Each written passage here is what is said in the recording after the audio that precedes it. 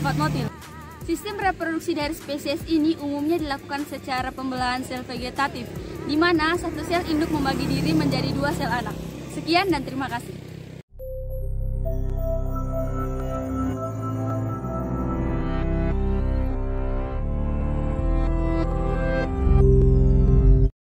Bismillahirrahmanirrahim. Assalamualaikum warahmatullahi wabarakatuh.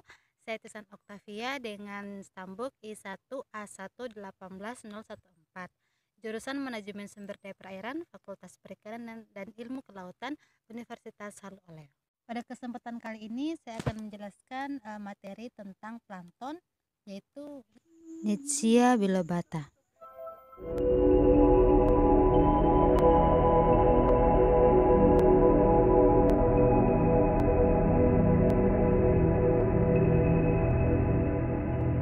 Menurut Botes 2001, klasifikasinya yaitu morfologinya berbentuk tipis dan memanjang, di tengah badannya lebih lebar seperti gelembung, namun bagian ujung tubuhnya memeruncing seperti jarum dan mudah terapung. Plankton jenis ini bereproduksi secara seksual, serta merupakan fitoplankton utama yang menjadi produsen utama pada rantai makanan organisme laut karena dapat berfotosintesis. Selain itu, plankton ini berhabitat di air laut dan air tawar.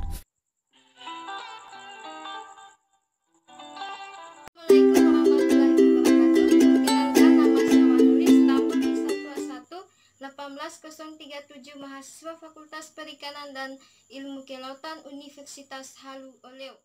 Nama spesies Gampylodiscus fastuosus redback, famili Surirellariaceae, kelas Bacilloripiceae seperti pada gambar di sini. Morfologi dan ukurannya. Fitoplankton ini tubuhnya bentuknya simetri bilateral dan simetri radial.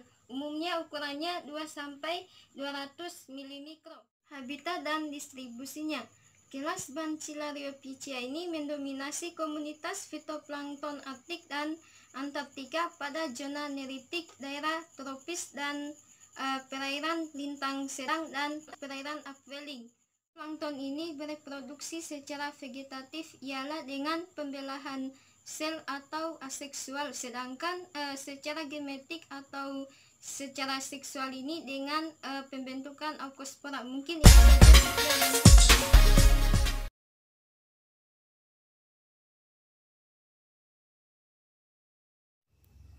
Bismillahirrahmanirrahim. Assalamualaikum warahmatullahi wabarakatuh.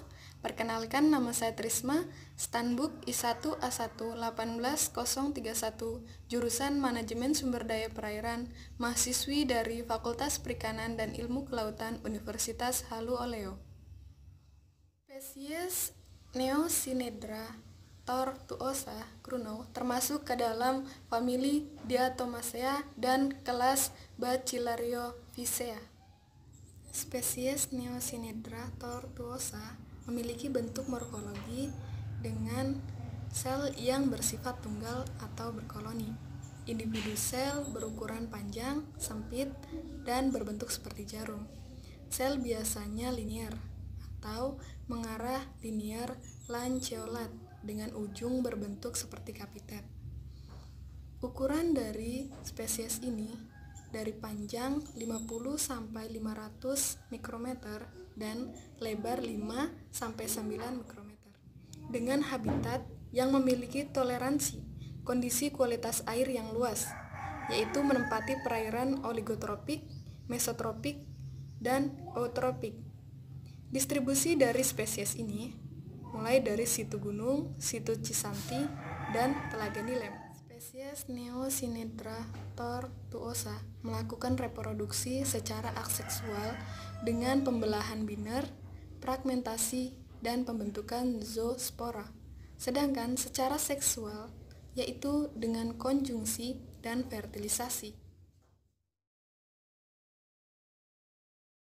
Bismillahirrahmanirrahim. Assalamualaikum warahmatullahi wabarakatuh. Perkenalkan, nama saya Sadam, Stambuk I1A1-15116, jurusan Manajemen Sumber Daya Perairan, Fakultas Perikanan dan Ilmu Kelautan Universitas Halu Oleo. Pada kesempatan ini saya akan menjelaskan secara ringkas mengenai plankton yang berbentuk diatom dengan nama spesies Gyrosigma rectum Donkin-Clef, di mana spesies ini masuk dalam filum Bacillariophyta dan kelas Bacillariophysae, famili Naviculaceae, genus Gyrosigma. Pada kesempatan ini pula saya akan menjelaskan morfologi dan ukurannya. Namun di sini saya menjelaskan morfologinya berdasarkan genusnya dikarenakan spesies ini referensinya terbatas. Morfologi dan ukuran. Gyrosigma memiliki bentuk sigmoid dengan panjang 55 sampai 85 mikrometer dan lebar 12,5 mikrometer. Gyrosigma merupakan organisme yang epipedik yang hidup di atas permukaan sedimen dan ada pula yang ditemukan endopolik yang yakni hidup di dalam sedimen. Gyrosigma banyak ditemukan di perairan tawar dan beberapa ada pula yang ditemukan di perairan payung. Reproduksinya secara vegetatif atau dengan cara pembelahan sel atau biasa disebut aseksual, dan gametik atau seksual dengan membentuk azospora. Manfaatnya bagi lingkungan perairan yaitu dia sebagai produsen primer dan penghasil oksigen. Sekian dari saya. Assalamualaikum warahmatullahi wabarakatuh. Assalamualaikum warahmatullahi wabarakatuh. Perkenalkan, nama saya Rizka Udin dengan stambuk I1A1-18016, jurusan Manajemen Sumber Daya Perairan, Fakultas Perikanan dan Ilmu Kelautan, Universitas Haloleo. Lirella clavata berasal dari filum Bacillariophyta, kelas Bacillariophysae, dan famili Lirelaceae. Lirella clavata mempunyai 2 kloroplas, tidak memiliki flagel, bersel tunggal termasuk diatom, tidak berkoloni dan hidup bebas. Habitat Lirella clavata adalah di laut, sedangkan untuk penyebarannya yaitu di Eropa, Amerika, Kepulauan Atlantik, dan Asia seperti Cina, Singapura, dan Taiwan. Untuk reproduksi Lirella clavata yaitu dilakukan secara seksual melalui proses zoogami, yaitu peleburan 2 gamet yang sangat berbeda. Secara umum, peran dari kelas Bacillariophysae ini adalah sebagai bahan agar-agar, kosmetik, dan sup, sebagai tempat menyimpan makanan dalam bentuk minyak. Untuk diatom yang mati di lautan akan mengendap ke dasar laut menjadi tanah diatom yang dapat dimanfaatkan sebagai bahan penggosok, pembuat isolasi, dinamit, penyadap suara, pembuat cat, vernis, dan piringan hitam. Terima kasih. Assalamualaikum warahmatullahi wabarakatuh. Nama saya Selvi Hastuti dengan stambuk I1A1-18022, jurusan Manajemen Sumber Daya Perairan, Fakultas Perikanan dan Ilmu Kelautan. Judul artikel yang saya rangkum adalah Diploneis bombus. Yang pertama, klasifikasi Diploneis bombus. Diploneis bombus berasal dari kingdom Chromista, filum Bacillariophyta, kelas Bacillariophytacidae, ordo Naviculaceae, famili Diploneisdaceae, genus Diploneis, dan spesies Diploneis bombus. Ciri-ciri morfologinya adalah berkatup elips, sangat menyempit di bagian tengah, apeks dibulatkan menjadi agak terjepit dan tumpul, bagian tengah terbentuk persegi panjang, rapi lurus seperti benang, sedangkan saluran yang memanjang dihiasi oleh sederetan areola. Areolanya kasar dan berbentuk persegi. Di bagian tengah hanya terdiri 1 atau 2 areola. Ukuran Diploneis bombus adalah panjang 25 sampai 45,2 mikrometer, lebar 9 sampai 18,5 mikrometer, dan di bagian tengah 6 sampai 11,7 mikrometer. Habitat Diploneis bombus berada di lingkungan laut, muara, di rawa, dan ufuk muara sungai. Distribusinya bersifat kosmopolitan, tersebar luas di pantai laut, terjadi di Eropa, Asia, dan Oseania. Sistem reproduksi dari Diploneis bombus adalah bereproduksi secara vegetatif atau tanpa campur tangan organisme lain. Diploneis bombus terbentuk dari air taksa, yaitu air laut dan air tawar, yang salinitasnya berkisar antara 10 sampai 39 ppt. Salinitas merupakan komponen utama terbentuknya Diploneis bombus.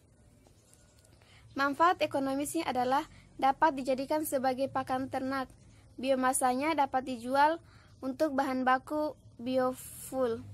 Tetapi ini jarang terjadi. Secara ekologi dapat menyerap emisi karbon dioksida, sehingga dapat dipakai sebagai upaya mitigasi emisi karbon dioksida. Secara sosial, terbukanya lapangan kerja dalam upaya untuk mengolah dan mengembangkan diploneis. Assalamualaikum warahmatullahi wabarakatuh. Perkenalkan, nama saya Suharni, stambuk I1A1-18034, Fakultas Perikanan dan Ilmu Kelautan, Universitas Halluoleo. Di sini saya akan menjelaskan sedikit mengenai spesies Naficula. Naficula merupakan kelas dari Bacillariophyceae dan famili Naficuloideae. Spesies ini berwarna coklat keemasan, uniseluler, memiliki sel panjang berbentuk seperti kapal. Kedua ujung sel meruncing. Naficula memiliki bentuk tubuh simetri bilateral. Tubuhnya terdiri atas dua bagian, yaitu kotak hipoteka dan tutup epiteka. Di antara kotak dan tutup terdapat celah yang disebut raphe. Spesies ini berukuran sel tunggal, hidup di air laut, air tawar, dan tanah-tanah yang lembab, berdistribusi dengan mengikuti pergerakan arus. Manfaat dari Naficula ini yaitu menjadi sumber pakan alami bagi organisme lain, menjadi produsen primer di laut sebagai bahan bangunan, bahan penggosok, dan minyak bumi.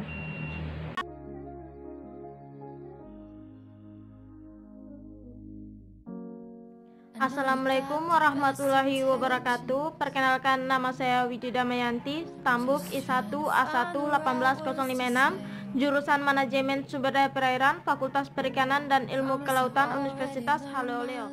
Di sini saya akan menjelaskan mengenai spesies Fragilariopsis oceanica. Mari bersama-sama kita menyaksikan video berikut. Sel-sel yang ada di dalam Fragilariopsis oceanica berbentuk pita, lurus, dan kadang-kadang sedikit melengkung tanpa sela antara sel yang berdekatan. Setiap sel berisi dua kloroplas yang ditempatkan pada korset. Dilihat dari korset, sel-sel tinier memiliki katup pipi dan sumbu pervalvar tinggi karena mantel katup tinggi dan pita korset lebar. Raphe terletak di sepanjang tekuk antara permukaan katup dan mantel dan sedikit tergeser menuju mantel karena raphe merupakan bagian dari mantel. Mantel distal dan proksimal sama-sama tinggi, tetapi raphe bagian dari mantel proksimal, bagian lurik dari mantel proksimal lebih pendek daripada mantel distal. Jika membandingkan mantel dari katup yang dibilas, maka akan dapat terlihat seolah-olah mantel distal lebih tinggi daripada mantel proksimal. Mantel proksimal memiliki tinggi 3-7 poroid, sedangkan mantel distal memiliki tinggi 5-10 poroid. Keduanya memiliki lebar 2-4 poroid dari baris poroid, dekat dengan stria yang paling kuat. Spesies ini memiliki distribusi sirkumpolar di kutub utara yang tinggi, di Samudra Atlantik serta Samudra Pasifik. Fragilariopsis oceanica dapat ditemukan di laut es atau Arktik.